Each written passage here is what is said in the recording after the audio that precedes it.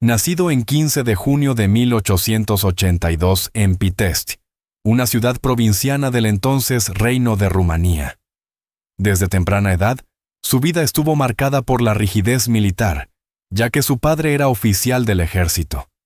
Creció en una familia de clase media, profundamente patriarcal y nacionalista. A lo largo de su infancia, mostró un carácter severo, disciplinado, con rasgos autoritarios que pronto lo perfilaron como alguien destinado al mando. Fue aceptado en academias militares desde muy joven y rápidamente destacó por su brillantez táctica, su compromiso con el orden y su fervor patriótico. Más adelante, completó su formación en Francia, donde fue testigo del surgimiento de ideologías nacionalistas y autoritarias que estaban remodelando Europa. Su paso por este entorno extranjero le dejó una fuerte impresión. Se convenció de que la autoridad y la fuerza eran los únicos caminos hacia una nación fuerte y ordenada. A su regreso a Rumanía, su mentalidad estaba forjada por una mezcla de nacionalismo fervoroso, militarismo y desprecio por la debilidad política y moral que, según él, corroía a la sociedad rumana. Al finalizar la Primera Guerra Mundial, Antonescu regresó como un héroe militar, habiendo demostrado valor y liderazgo en el campo de batalla. Fue ascendido rápidamente dentro del Ministerio de Defensa, y su reputación como oficial eficaz se consolidó. Desempeñó cargos diplomáticos como agregado militar en Londres, lo que le permitió observar las tensiones geopolíticas del periodo de entreguerras. Pero en Rumanía, el panorama interno era complejo. El país se había expandido territorialmente y ahora albergaba una considerable diversidad étnica, lo que generaba fricciones internas. El antisemitismo, antes marginal, empezó a institucionalizarse. Las minorías eran retratadas como amenazas a la integridad nacional. Antonescu comenzó a simpatizar abiertamente con la Guardia de Hierro, un grupo fascista, ultranacionalista y violento. Aunque nunca fue oficialmente miembro, compartía gran parte de su visión, una Rumanía homogénea, autoritaria, cristiana ortodoxa y libre de elementos impuros. El ascenso de Hitler en Alemania solo fortaleció sus convicciones. Consideraba a Mussolini y Hitler como modelos de liderazgo efectivo. Su retórica comenzó a radicalizarse cada vez más. Ya no hablaba solo de reformas, sino de purificación nacional, de disciplina impuesta con puño de hierro. Estaba convencido de que el destino de Rumanía solo podía cumplirse bajo una dictadura militar. En 1940, la crisis se precipitó. Rumanía perdió vastos territorios frente a la URSS, Hungría y Bulgaria. El descontento se apoderó de la población. El rey Carol II, incapaz de controlar la situación, abdicó. Ion Antonescu, con el respaldo del ejército y de la Guardia de Hierro, asumió el poder como conducator, líder, título similar al de Führer o Duce. Estableció un régimen dictatorial y comenzó a consolidar un estado totalitario. Aunque inicialmente gobernó junto a la Guardia de Hierro, pronto hubo fricciones. El grupo era demasiado inestable incluso para él. En enero de 1941, Antonescu aplastó brutalmente un intento de golpe por parte de la Guardia. Desde entonces, gobernó solo, con el apoyo directo de Hitler. Antonescu formalizó una alianza militar con la Alemania nazi y se convirtió en uno de sus aliados más leales en Europa del Este. Sus discursos exaltaban el sacrificio, la disciplina y la guerra santa contra el comunismo, el judaísmo y todas las formas de disidencia. Su poder era absoluto. El 22 de junio de 1941, Rumanía se unió oficialmente a la invasión alemana de la Unión Soviética.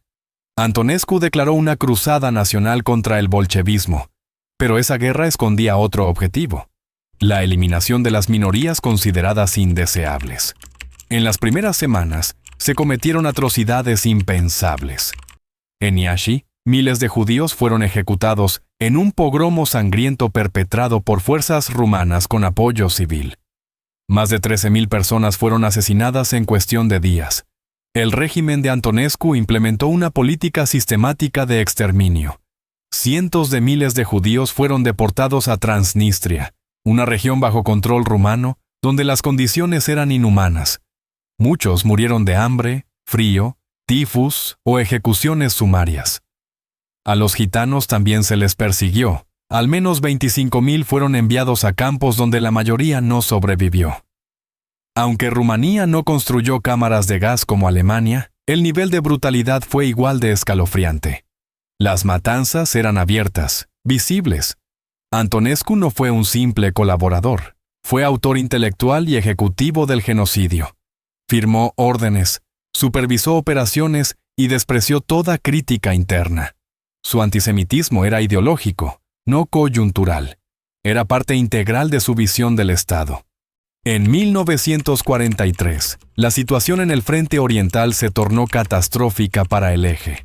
La derrota en Stalingrado marcó un punto de inflexión. Pero Antonescu se mantuvo fiel a Hitler. A pesar de presiones internas y externas para negociar con los aliados, él persistió en su lealtad fanática.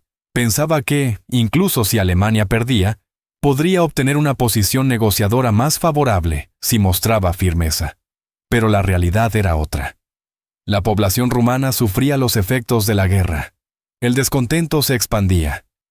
En secreto, el joven rey Miguel I, con apenas 22 años, empezó a conspirar con miembros del ejército y del Partido Comunista. El 23 de agosto de 1944, el rey tomó una decisión audaz. Arrestó personalmente a Ion Antonescu tras una reunión en el Palacio Real.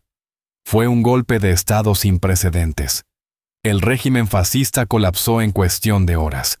Rumanía cambió de bando en la guerra y se unió a los aliados.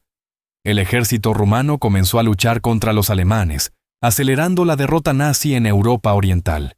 Para Antonescu, fue el comienzo del fin.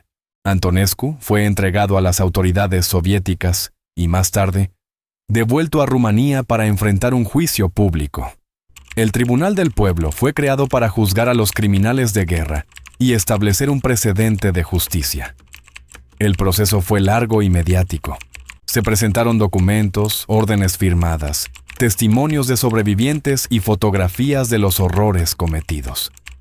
Antonescu, siempre rígido, intentó justificarse alegando que todo lo hizo por la patria.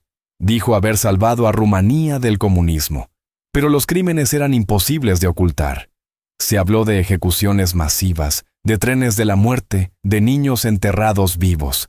El horror tenía nombre y autoría. La sentencia fue clara: culpable de genocidio, crímenes de guerra y traición. Fue condenado a muerte junto a varios de sus colaboradores más cercanos. Nunca expresó remordimiento. Su última defensa fue su convicción. Moriría creyendo haber hecho lo correcto. El 1 de junio de 1946, a las 18 horas, Ion Antonescu fue conducido al patio de la prisión militar de Jilava. Rechazó que le vendaran los ojos. Miró de frente al pelotón de fusilamiento. «Disparad al pecho, no a la espalda», ordenó con voz firme. Y así se hizo. Junto a él murieron también Mihai Antonescu, su ministro, y otros líderes de su régimen. Sus cuerpos fueron enterrados en una fosa común, sin honores, sin lápidas, sin memoria. Pero la historia no olvidaría tan fácilmente. Durante el periodo comunista, el régimen de Antonescu fue condenado sin matices. Sin embargo, tras la caída del comunismo en 1989, empezaron a surgir movimientos revisionistas. Algunos lo pintaban como un patriota que defendió a Rumanía del comunismo. Se llegaron a nombrar calles en su honor. Intelectuales nacionalistas intentaron matizar su papel en el Holocausto. Pero los estudios históricos, tanto nacionales como internacionales, han sido claros. En 2004, la Comisión Wiesel reafirmó la responsabilidad directa del régimen de Antonescu en el genocidio de judíos y gitanos. El informe fue contundente. Aún así, la figura de Antonescu sigue dividiendo a la sociedad rumana. Recordarlo como fue no es solo un ejercicio académico, es una forma de resistir al olvido, al negacionismo y a la repetición de la barbarie. Si esta historia te ha impactado, si crees que la historia debe contarse sin filtros, desde la verdad y la memoria, suscríbete al canal. Activa la campanita para recibir más contenidos como este. Dale like si valoras la investigación rigurosa y comparte este video con tus amigos. La historia no es solo pasado, es una advertencia viva. Y tú puedes ayudar a que no se repita. Deja en los comentarios tu opinión. ¿Antonescu fue un patriota equivocado o un criminal sin redención? Tu voz también hace historia.